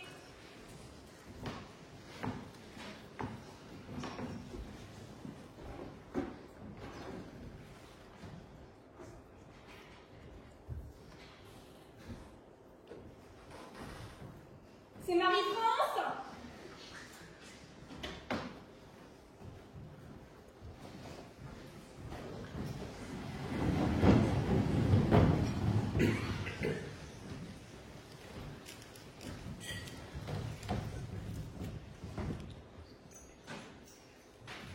Donc voilà, Lucie hésite entre star à Hollywood, danseuse étoile ou prof de philo. Et on essaye subtilement de l'orienter vers la troisième option. Et t'as toujours pas d'accent? Non, on m'appelle le français. Elle a détendu, Martin. T'as rencontré une femme? En quelque sorte, ouais. Enfin, elle est morte. Enfin, non, mais elle était déjà morte quand je l'ai rencontrée. Bon, bref. T'es descendu voir le père? Ouais, j'ai payé les dettes. Ah, c'est bien, j'ai pas trop de... T'en fais pas, j'ai racheté la maison. Non. Écoute, je savais pas quoi faire de ces putains de livres. Alors, je les ai laissés là. Et si tu as envie d'y retourner un jour, eh ben... Bon, t'étais où pendant 6 ans, toi? Un peu partout. Je m'emplissais. Tu picolais. Mais non, je lisais, j'étudiais, j'apprenais. J'enquête sur une famille qui en a vécu du Moyen-Âge à la Révolution. Je t'en ai déjà parlé. Les Saxe de Bourville. J'ai quelques... C'est une obsession. Mais j'ai quelques raisons de croire que... C'est une légende.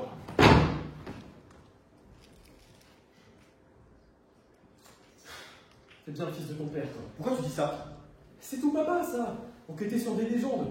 Pourquoi tu crois qu'il s'est retiré dans les Ardennes? Je sais pas, il enquêtait. Sur quoi? Sur des histoires, des mythes. Tu sais, ça remonte à longtemps, tout ça. Raconte.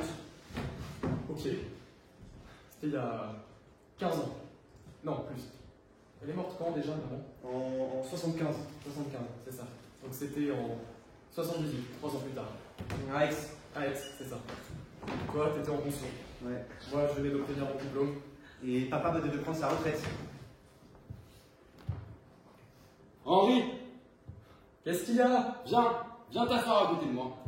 Je surveille les pattes là, papa. Les pattes, Henri, franchement, c'est ça ton excuse? Allez, viens, je te dis.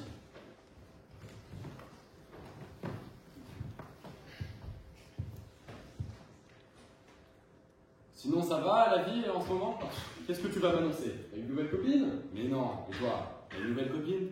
Non, papa, sinon je serais pas là en train de te faire des pattes. Bon. Écoute-moi bien, Henri. Écoute cette histoire. Aux temps anciens, je veux dire il y a des dizaines de milliers d'années, lorsque l'homme était encore nomade, il célébrait la femme comme une déesse, puisque c'était elle qui donnait la vie, et il ne pouvait l'expliquer. C'était ce qu'on appelait le culte de la fertilité, ou de la déesse mère. Avec le temps, l'homme s'est sédentarisé, et a notamment développé l'agriculture. Oui, papa, j'ai un diplôme d'histoire. Je sais, Henri, mais tu ne sais pas tout. Bref, avec la sédentarisation, l'homme a commencé à cogiter. Il a alors réussi à établir un lien entre l'accouplement et la naissance de l'enfant. Et dès lors, il a cessé de célébrer la femme comme une déesse, puisque c'était lui et lui seul qui l'a fécondée. Il a pris peur, il a enfermé sa femme, et il s'est mis à célébrer le phallus plutôt que la déesse mère. Ouais, je connais cette théorie. Bien, on est donc passé d'un système matriarcal à une société patriarcale. Mais une petite communauté a refusé cette transition. Les femmes restaient les maîtresses de maison, et l'héritage se transmettait de femme en femme. Elles choisirent de placer au-dessus de tout l'éducation et le savoir. Puis, aidées par la science du calcul, elles devinrent de solides gestionnaires. Tu te doutes bien que cette communauté n'était pas bien vue au-dessus du reste de la société. Non seulement elle s'enrichissait, mais c'était surtout la dominance féminine qui posait problème. Ainsi, elles entrèrent dans la clandestinité. Comment s'appelait-elle? À cette époque, elles n'avaient pas encore de nom. Leur histoire se transmit d'abord oralement, puis dès l'invention de l'écriture, sur tous les supports écrits disponibles. C'étaient les hommes qui étaient responsables de cette campagne d'information et de désinformation. Les femmes, quant à elles, développèrent une pensée plus athée et rationnelle. Et pour répondre à ta question, c'est dans la Grèce antique que l'on retrouve pour la première fois un nom à cette communauté. Ils s'appelaient les Lysistrates. Au fil du temps, ils se dotèrent d'un emblème, un arbre en forme de calice, symbole de la femme, et par ricochet de la vie. Attends, tu les as trouvés où, les Lysistrates? Aucun traité, aucun livre d'histoire ne les mentionne. Mais l'histoire n'est pas fixe, Henri, elle est mouvante. Nos souvenirs, notre mémoire s'estompent et s'embellit. T'as des sources, papa. J'ai des sources, oui. Je serais curieux de les connaître. Tu dois promettre de ne pas te moquer. Fais-moi rire. Les romans. Les romans. Mais oui, les romans les plus anciens. Vois-tu, il est de mon avis que chaque fiction cache une réalité historique. L'Iliade, l'Énéide, l'Odyssée, tous font mention des Lysistrates. De manière détournée, bien sûr, mais c'est pour moi la preuve de leur existence. Oh, papa. Artamène ou le Grand Cyrus, roman du XVIIe siècle, le plus long roman écrit à ce jour. Oui, je connais Artamène, papa. Il fait 13 000 pages. Personne ne l'a lu en entier. Mais je l'ai lu, moi. Il y est fait 7 fois mention des Lysistrates. Je te soutiens qu'ils existent dans une littérature ancienne, cachée, codée, mais ils existent. Mais pas pour être occulte. Viens avec moi, Henri. Je pars à l'aventure, à la recherche des Lysistrates. On vient de me proposer un poste, papa. J'ai trouvé une maison au nord de la France. Au Canada. Un village paisible, Linchamp.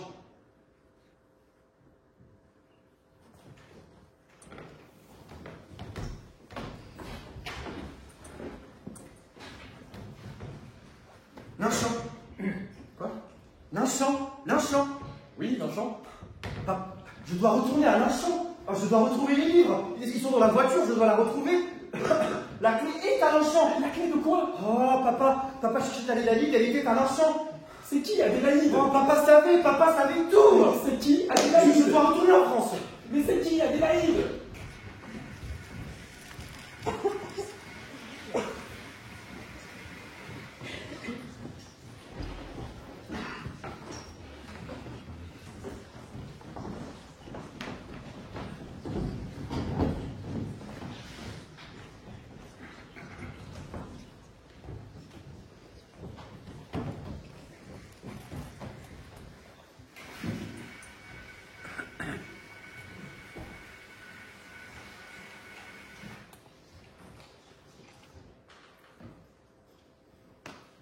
Vous êtes endormi? Quelle heure est-il? C'est le matin, mesdemoiselles. Jeanne. Ah, je suis là. Et quelle heure? Une étage? Pas tout à fait. Il y a eu des perturbations climatiques, alors j'ai volé au-dessus de la mer pendant un temps et ça ne s'arrangeait pas. Alors j'ai mis le cap au nord et... Et bonjour, messieurs, dames, police des frontières. Rentrez à Marseille.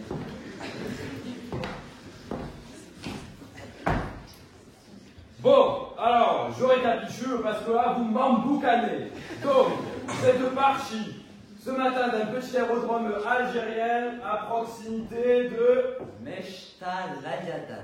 Macheta la Dadat. Ensuite, ça se complique légèrement. Arrêtez-moi si je me trompe. Vous atterrissez à Marseille sans autorisation. Oui.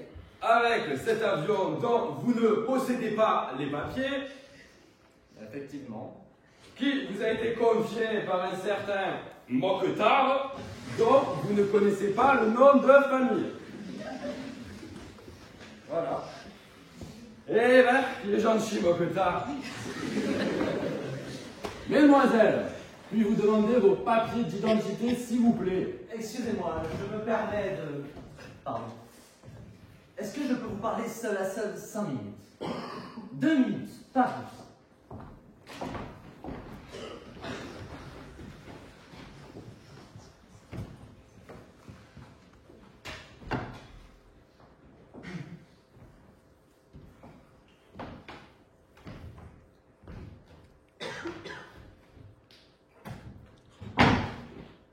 Je ne comprends pas.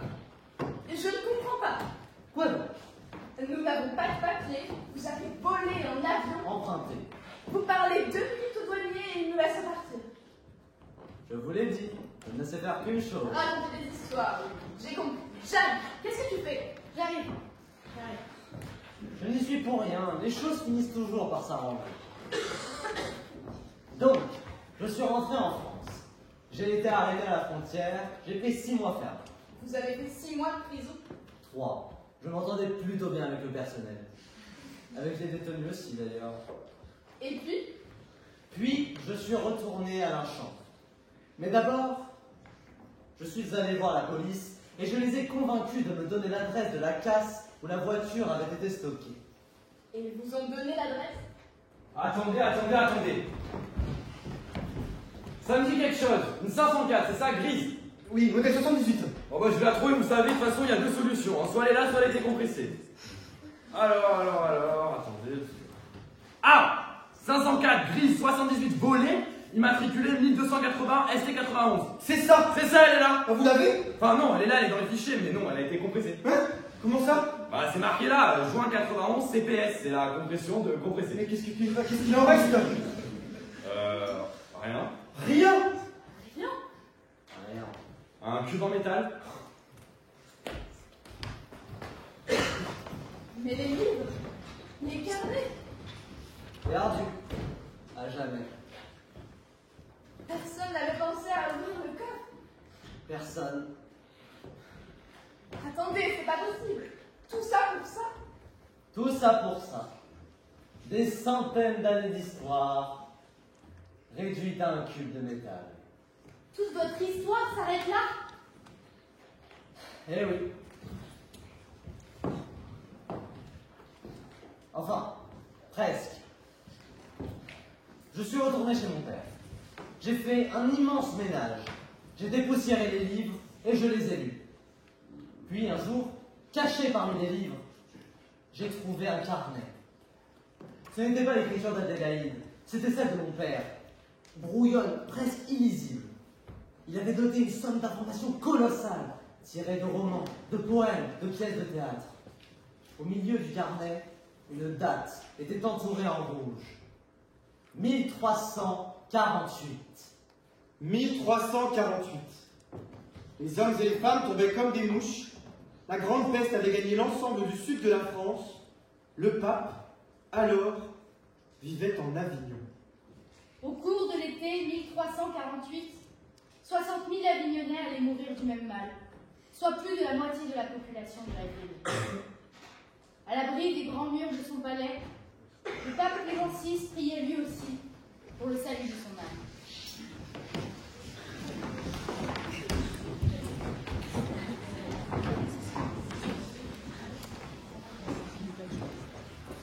Oh, salutalis socia, Checioli padri socium, per aprimum darogo per auxilium, unitrino che domino. Bonsoir. Mon père, Qui êtes-vous? nous avons interrompu vos prières. Qui êtes-vous? Comment êtes-vous entré? Pour l'heure, mon nom importe peu. Sachez juste que nous sommes ceux qui ont construit votre église, nous sommes ceux qui avons bâti votre palais, nous sommes ceux qui vous avons offert la vie que vous portez. Quelle est cette plaisanterie?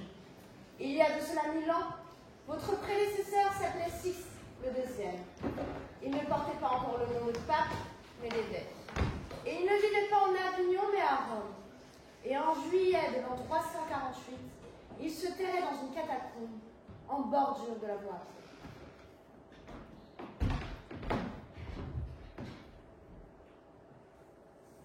Qui es-tu? Ne crains rien. Je ne suis pas en danger. C'était pour les chrétiens des temps difficiles. Au contraire, je viens t'offrir mon aide. Qui êtes-vous? Pour l'heure, mon nom importe peu. Il vous suffira, je crois, de regarder cette bague. Il vous suffira de regarder cette bague et vous saurez à qui j'appartiens. L'arbre calice. Ainsi, vous n'êtes pas une légende? Non, mon père, je suis à la fois un mythe et une réalité. Je suis à la fois un tout et un individu. Nous sommes les Lysistrates. Qu'attendez-vous de moi? De toi, rien. De ton église, beaucoup. J'attends que vous les convertissiez tous à ton Seigneur Jésus-Christ. J'attends que vous les sauviez.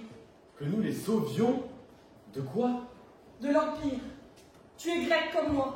Et au fond de toi, tu sais comme moi que le salut de l'homme est dans la démocratie. Dans 1000 ans, ou 2000 ans, le pouvoir reviendra au peuple. Et votre religion est le premier mouvement sur le chéquier. Je ne vous comprends pas. Peu importe. Je suis ici pour vous dire que nous allons vous offrir des moyens illimités. Par quel miracle? Vous allez faire le commerce de la seule chose qui existera quand existera l'humanité. Quelle est cette chose? La mort. La rémission des péchés de l'homme avant la mort. C'est nous qui vous avons appris à en faire le commerce. Et ce commerce vous enrichira, plus que toute nation, tout empire.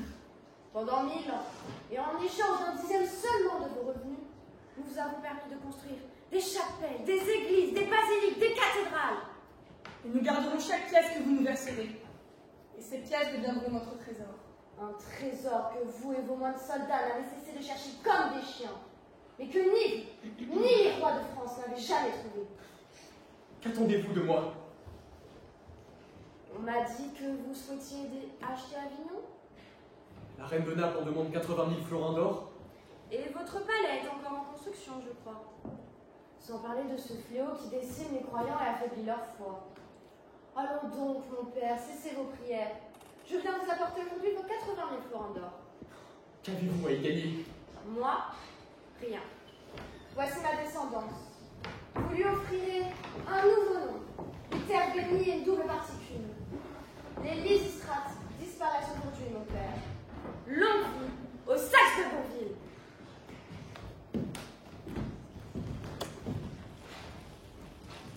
Paris, 17 septembre 1870. Aujourd'hui, je reviens à Paris pour la première fois depuis près de 50 ans. Paris, aujourd'hui, est encore plus beau que d'habitude, car Paris est libre.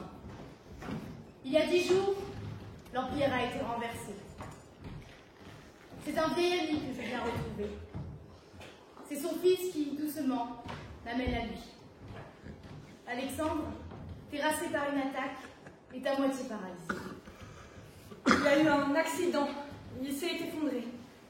Les médecins ne sont pas très optimistes. Nous partons pour Dieppe demain. J'ai une villa dans les environs. L'air marin lui fera du bien. Vous croyez que je peux lui parler? Je crois que si vous ne lui parlez pas, il me déshéritera. Père, vous avez une visite. Ma chère amie, Ah, madame, je vous ai tant attendu. Si ce n'était cette vilaine attaque qui m'a paralysé, je vous prendrais dans mes bras et vous embrasserais comme un jeune homme.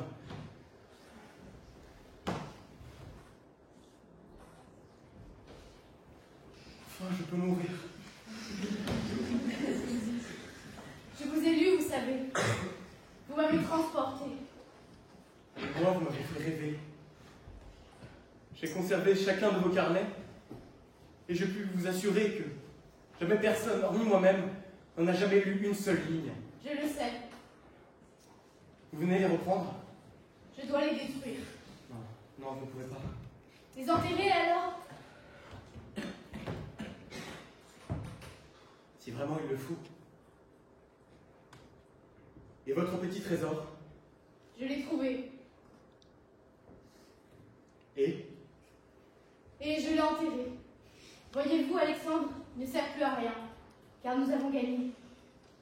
Vraiment? Il y a 10 jours, l'Empire a été renversé. Il ne reviendra plus ici. Ni la monarchie, ni la tyrannie. Il y aura des guerres, bien sûr. Et notre victoire est pour l'instant circonscrite à la France. Mais je veux croire que cette dernière sera un jour un phare pour le reste du continent. Pour le reste du monde, nous avons gagné. Vous dites-nous, mais de qui parlez-vous? De vous, de moi, de ma famille et de mes ancêtres, de ceux dont les rêves façonnent l'avenir et glorifient le passé. Ah, comme vous êtes belle, Adélaïde. Veuillez cesser, Alexandre. Ah, ça non. Pour la guerre, cela suffit, mais pour l'amour, il ne faut jamais cesser d'aimer.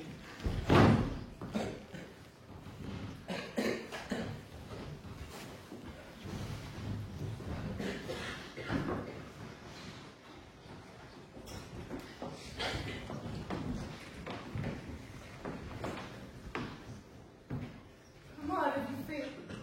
Que lui avez-vous raconté? Peu importe. Je veux la suite.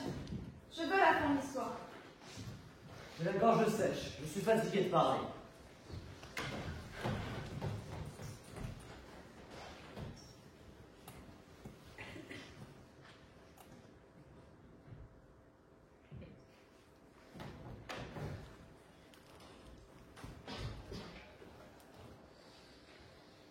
Dans une de mes mains, il y a une pièce. Si vous tombez dessus, je continue mon histoire.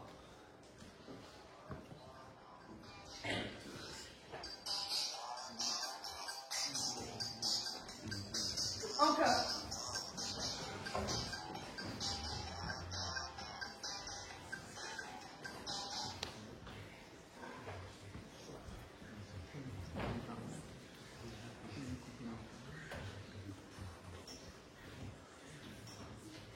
Encore une fois.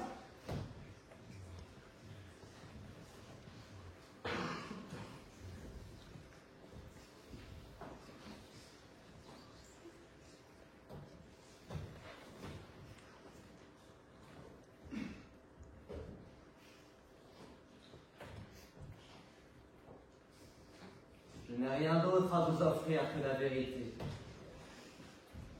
Je n'ai pas trouvé le château perdu d'Adélaïde.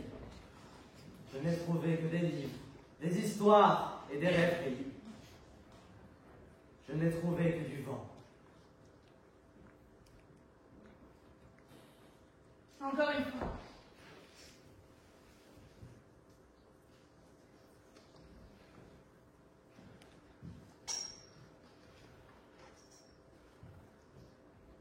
Je choisis cette main. Maintenant, ouvrez l'autre. Si cette main est vide, ça veut dire que celle que j'ai choisie contient une pièce. Ça y est, vous êtes passé du côté des livres.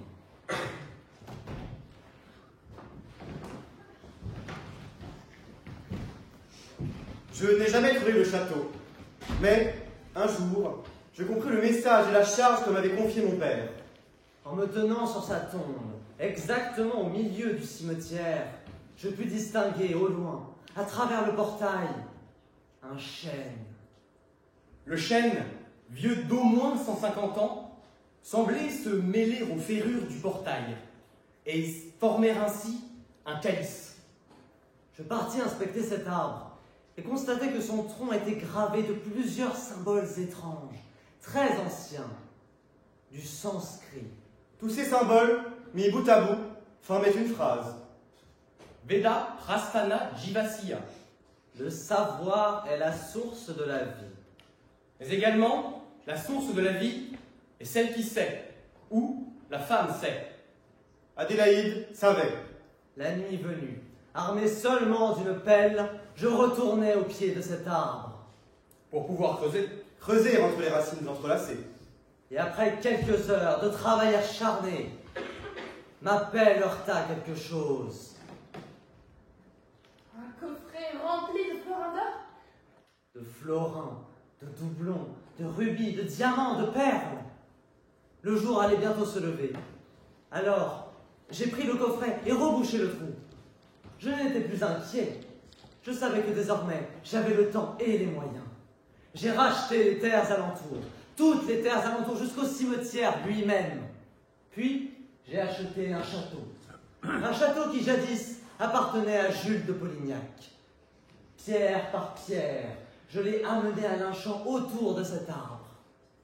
Puis, seul avec ma pelle, à l'abri de ce château, j'ai creusé, et creusé, et creusé. Qu'avez-vous trouvé? Un coffre, et un autre coffre, et encore un coffre, des dizaines de coffres, empilés les uns sur les autres, faits du meilleur bois. Chacun de ces coffres contenait la fortune d'un petit pays. J'étais riche, immensément riche, mais cette fortune ne m'appartenait pas.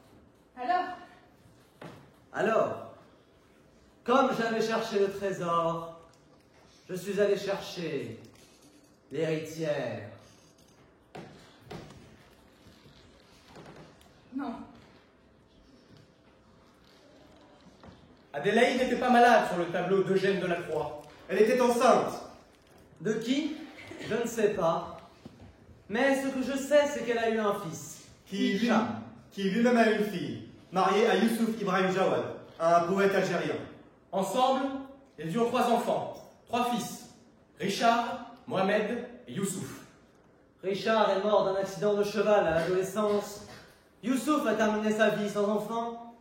Mais Mohamed a eu une fille, Yasmina, née en 1912 et mariée en 1934 Ben Mahmoud. à Houssine Ben Mahmoud. Tardivement, ils ont eu un fils. Kateb Ben Mahmoud. Kateb s'est marié à une Française, Sophie Martigues.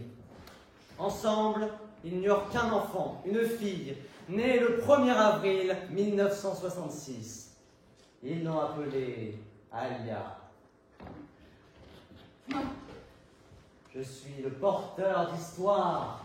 Je suis fils, petit-fils et arrière-petit-fils de porteurs et raconteurs d'histoire. J'ai pour ancêtre Hérodote et Eusèbe de Césarée. Et vous êtes Alia Ben Mahmoud de Saxe de Bourville. Non. Vous possédez aujourd'hui une fortune immense et le pouvoir d'influencer le monde, de lever des armées, d'embraser des nations. Non. Un jour, Jeanne suivra votre voie, et sa fille après elle, et après elle, sa Ce ne fille. sont que des histoires. La Jeep vous appartenait, l'avion également, et ce voilier aussi. Je ne vous crois pas. Je vais appeler le steward. Allez-y, appelez-le. Monsieur. Il s'appelle Jérôme. Monsieur, ce bateau à quelle heure sont-ils? Mais à une riche famille de vieilles noblesse française. Leur nom, quel est leur nom? Dites-le lui.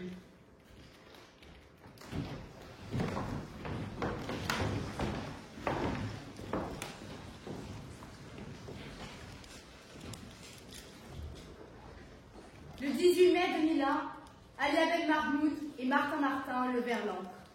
Et plus jamais je ne revis ma mère. Le 4 septembre 2006, j'obtins ma licence de littérature ancienne à l'Université de Provence. Le 17 mai 2008, à Villers-Cotterêts, au musée Alexandre Dumas, je contemplais les premières pages manuscrites du Comte de Monte Cristo. Les E liés, les apostrophes, les majuscules et les accentuations étaient les mêmes que celles contenues dans le carnet d'Adélaïde. Et je compris. Alexandre Dumas, romancier, raconteur d'histoire, avait inventé et couché sur papier l'histoire. Une histoire de voyage et d'aventure, la vie d'une femme inventée de toutes pièces sous forme d'un journal intime. Dumas, mort en 1870, avait enterré dans un petit cimetière de province la somme de ses écrits, dans un cercueil sous le nom de son héroïne, Adélaïde Antès. Qu'est-ce qu'une histoire? Une histoire, c'est le fondement d'une vie humaine. Le 10 juillet 2011, Jeanne revint pour la première fois chez elle depuis 10 ans, à Meshtal Ayadat. Rien n'a changé. La poussière seule s'est accumulée sur les meubles. Je passe la main sur les livres de la bibliothèque et en saisis un, au hasard. C'est l'Énéide de Virgile. J'en connais les premiers vers par cœur. Dans la fleur de mes ans, à l'ombrage des hêtres, je faisais résonner mes airs doux et champêtres. Jeanne, très lentement, ouvre le livre. Puis elle lit les premiers mots. Cynthia est principium vitae. Le savoir est la source de la vie. Jeanne reste pétrifiée. Sur la tranche du volume qu'elle ose à peine regarder, elle découvre un arbre en forme de calice. Ses mains tremblent. Le livre lui échappe. Pendant un instant, elle étouffe. Elle ne peut plus respirer. Alors, elle relève les yeux et, tout en contemplant la bibliothèque des Saxes de Bourville, la bibliothèque d'Adélaïde, sa bibliothèque, elle se met à y croire.